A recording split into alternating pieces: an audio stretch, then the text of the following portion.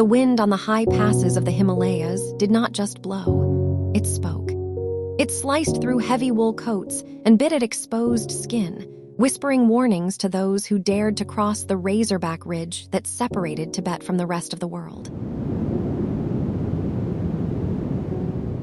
12-year-old Tenzin pulled his frayed chuba, a long sheepskin coat tighter around his chest, trying to trap the last of his body heat. His lungs burned with every breath. The air here was so thin it felt like drinking through a straw.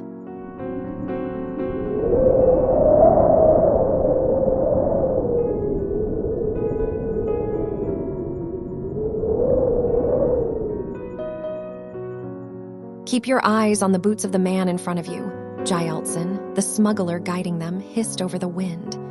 If you look down, you fall. If you look up, you lose hope. Look at the boots. Tenzin fixed his gaze on the torn leather of Gyaltsen's boots. They were crusted with white ice and ancient, hardened mud.